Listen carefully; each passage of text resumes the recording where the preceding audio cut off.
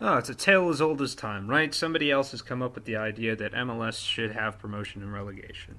Right, I get it. I'm not the first person to talk about it. I'm not going to be the last person to talk about it. But given the sort of circumstances of the world, my extra time to do this and write the script, and my just general sort of optimism and looking forward to the future, you're getting it from me. So, sit back, relax, and I guess enjoy my point of view on why MLS can and actually should do promotion and relegation. If not, in the next couple of years, at least half a decade from now, maybe? I don't know. Here we go. So, Major League Soccer has always been unique. From the first season in 1996, MLS has had to fight and claw to survive, implementing innovative and unique things such as the infamous rolling shootouts to decide games, along with goalie wars in all-star competitions. At the time, it was logically unthinkable to try to introduce promotion and relegation to soccer in the United States. MLS simply wasn't ready or able to do it. Fast forward to today, and MLS is here to stay. The early 2000s scares of folding clubs, possibly leading to the collapse of the league, have dissipated as the league stabilized. And now the league only continues to grow larger every year. Just as the interest in soccer has grown, new teams have sprouted up to the point where it's hard to imagine Don Garber can reasonably deny that MLS 3.0 can't or won't include promotion and relegation. Now, I can certainly see where the commissioner is coming from when he says there isn't economic rationality to promotion and relegation whatsoever in the era we're in today. I get it, I really do. The article that quote comes from cites that ownership groups are spending tens of millions of dollars on training facilities, new stadiums, and most importantly on expansion fees. Charlotte alone spent over $300 million to get in. To clubs that buy into the first tier of soccer in this country, pro-rel means they risk losing a lot of money should the worst happen. And I don't want to seem callous or uncaring when it comes to people and clubs losing money. My chosen team in the UK, Swansea City, was relegated 2 seasons ago from the Premier League, and the loss of revenue had a direct impact on the community. Apart from having to pay for the team's streaming service, it really didn't have much of an impact on me, but I can certainly empathize with anyone who lost their job because of it. And anyone who's seen Sunderland Till I Die can also appreciate the local cost as a whole of relegation. However, the owners in Garber are looking at this from the perspective of not losing, rather than thinking of the possibilities. Don Garber believes that promotion and relegation doesn't resonate with us. If that were the case, why would 2.2 million people watch the final day of the Premier League season with NBC Sports? Indeed, why would Americans watch any foreign league? Garber is looking at the situation in the wrong way.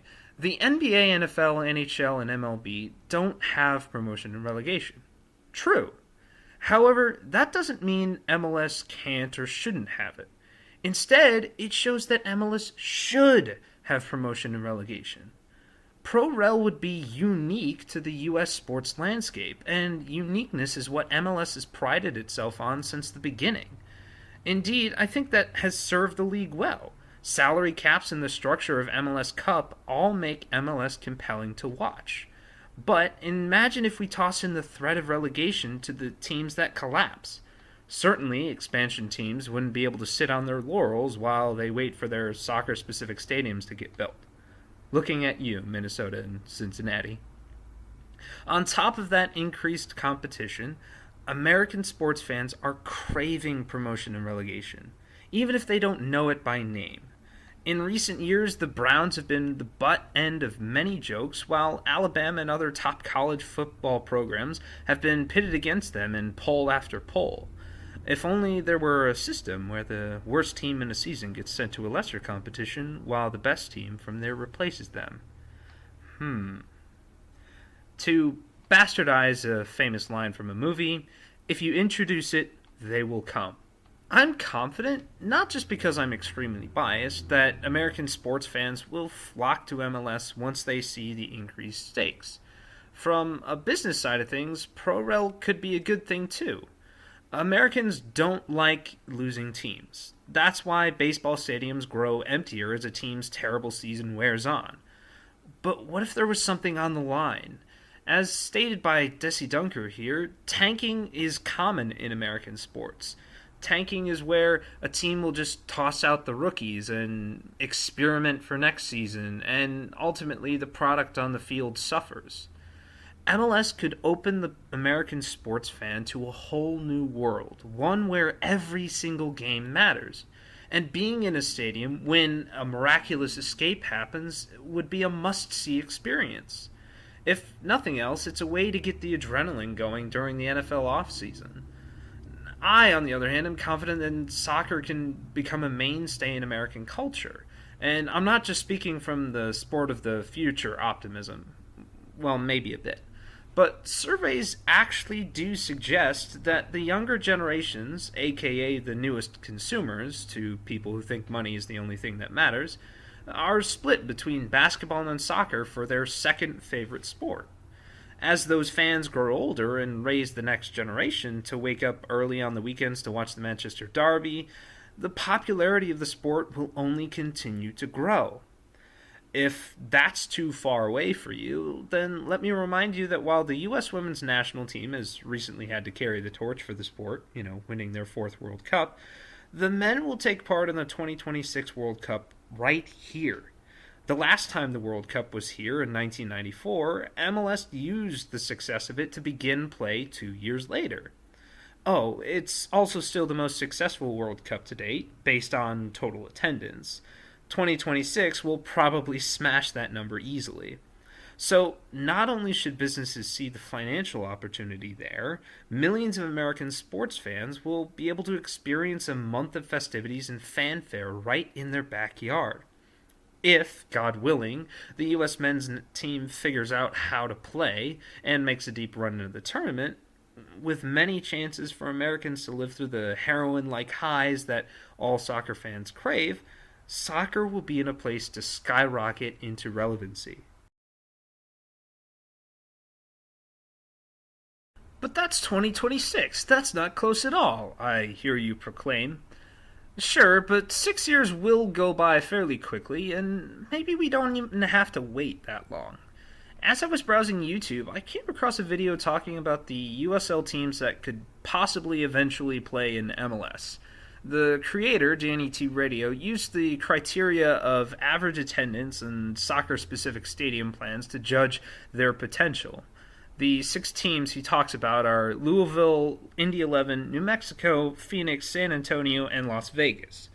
Now, Louisville just put the finishing touches on their gorgeous 11,000 seat stadium, which has the potential to expand. San Antonio Stadium has the same exact possibility, but with 8,200 seats.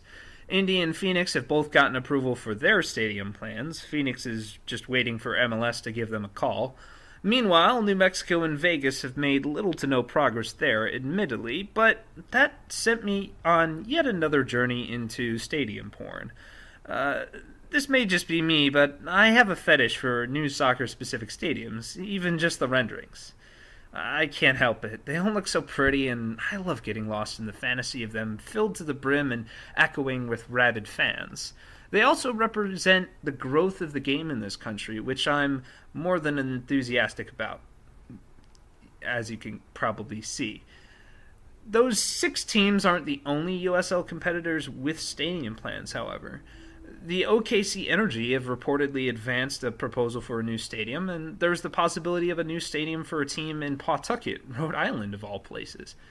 Both aren't exactly traditional hotspots for soccer, yet here we are. That's not even to mention the MLS stadiums under construction right now. Columbus and Cincinnati stadiums are chugging along quite nicely. Mayor John Cooper finally saw sense and approved demolition permits so Nashville can start building the largest soccer-specific stadium in the U.S. at 30,000. I said soccer-specific. Atlanta and Seattle. Chill. Several months ago, Matthew McConaughey's Austin FC, those franchise bastards, broke ground down south. Sacramento apparently is going to explode thanks to Sacramento FC's new home, and St. Louis will get a stadium that might actually mean a football team will stay with them. Did I mention all of those stadiums will be in action come 2022? Even NYCFC might finally have a plan in place so they can finally stop playing on the wrong kind of field. Maybe that's why the apocalypse is happening. You know what? Let's check in with New England just to make sure. Nothing? Okay, then I think we're good. What I'm getting at here by mentioning all of these stadiums is that it's undeniable how much more polished the league will look in even just 2 seasons, let alone a few more. With USL stadiums also rising from the dirt, introducing Pro Rel a year or two before the US men win the 2026 World Cup, literally everything is crossed here, is the natural next step to the growth of the game in the country. Get on with it. Yes, get on with it! The United States is often said to be a melting pot of nations and cultures, so why shouldn't the same concept apply to our sports leagues? In my hypothetical pro-rel MLS, I take inspiration from England and Germany to help form my vision. Bear with me as I flesh out my utopia. I'm well aware that a lot of things would need to happen to actually realize it, but, just dream with me. There are 30 teams in MLS, including the extra expansion teams not currently playing. In all, the USL Championship and League One, there are 47 teams. I'm going to take out the reserve teams, 15 in all, presuming MLS is going to create a parallel league with this new youth academy thing. The Premier League kind of has a similar thing. That's what I'm basing that off of. I'm also going to subtract Charlotte Independence, St. Louis FC, and Austin Bold, assuming all of those will become reserve teams as suggested with Charlotte. That puts us at a total of 59. Add in the 8 teams in NISA, along with the 3 upcoming teams from the New York area, and we're sitting at 71. The last thing I'm going to do is merge the Chattanooga Red Wolves and Chattanooga FC. In the case of Chattanooga, as in Amazingly Cheesy Movies, there can only be one, which brings our grand total to 70 professional teams. In my ideal future, MLS will merge with USL and NISA and come together like one big happy family. They will then appear from the smoke and light to become a closed-off league with 3 tiers. Before the pro-rel purists grab their pitchforks, I believe eventually a fully open system would be installed, or could be installed using NPSL and USL League 2 to form the rest of the pyramid. However, Rome wasn't built in a day, and neither was the English football pyramid, so for now, we have 3 tiers. Of course, these leagues would still be playing, so I kind of gamed out a potential season to reset the tiers and settle into the new MLS. You can see it right here. In order to balance out the leagues and to balance out the number of games per season, both MLS and MLS2 are going to have 24 teams, each divided into Eastern and Western conferences. To get them to that, first, USL will kick out all the reserve teams, and the Chattanooga teams will have a death match or something to find out if they'll wear red or blue.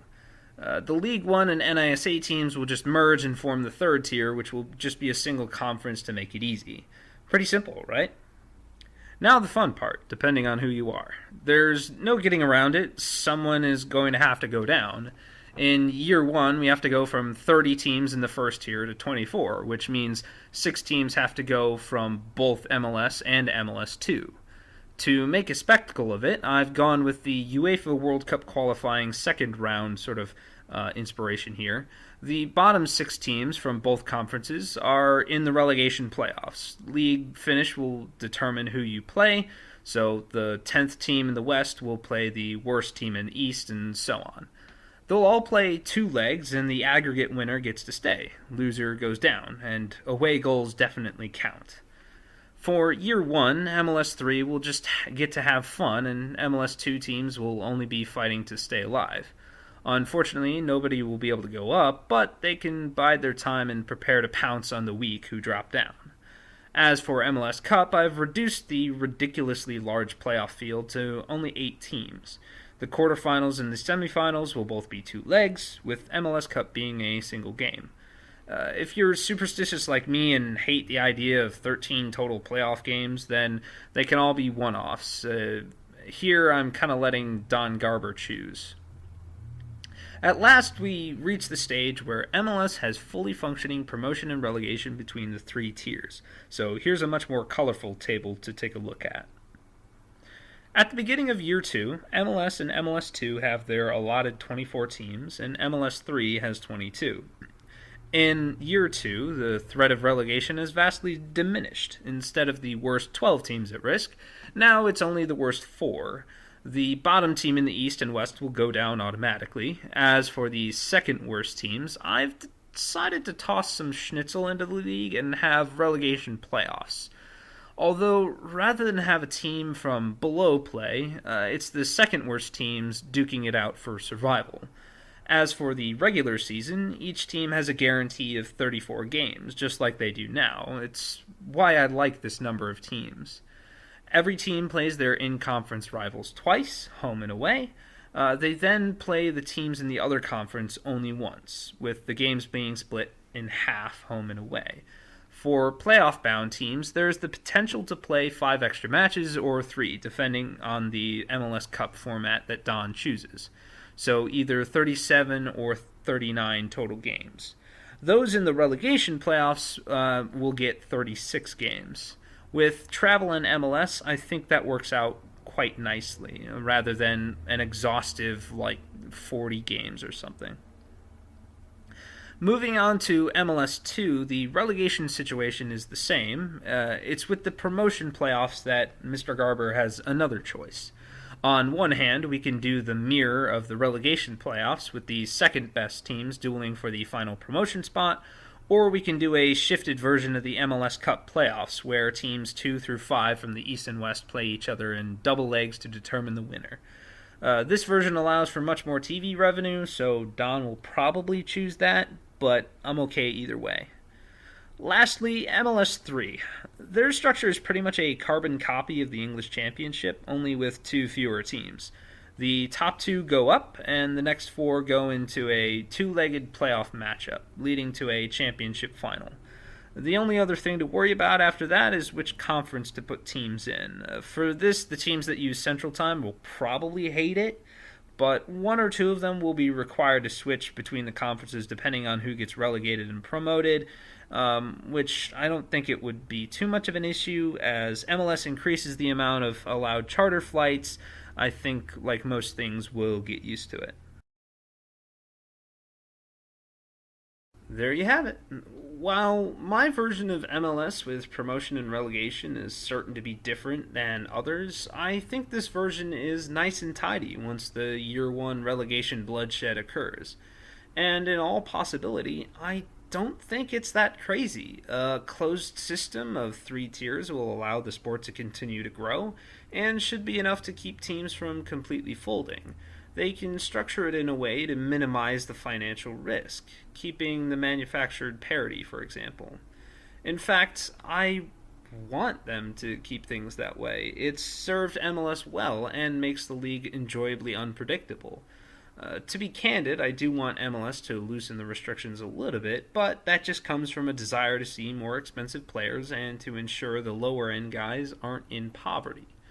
Of course, I'm no expert on any of these topics, and I'm gambling with other people's money.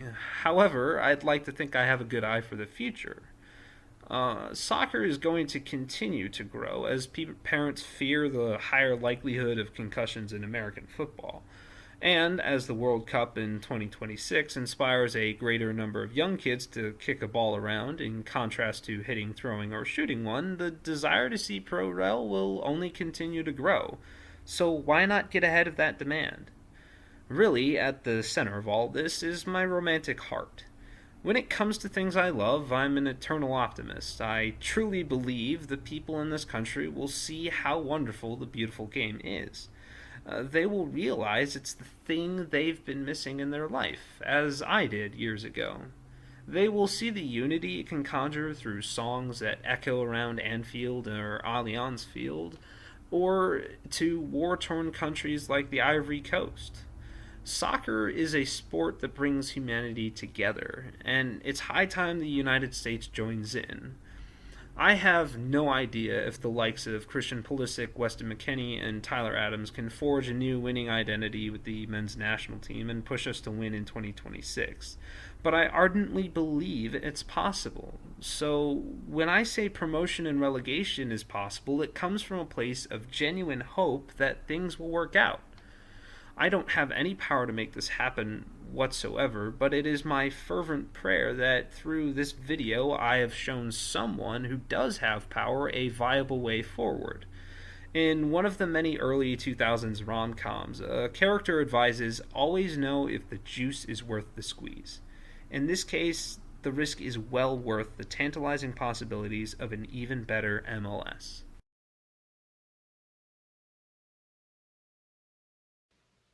You're still here? It's over. Go home.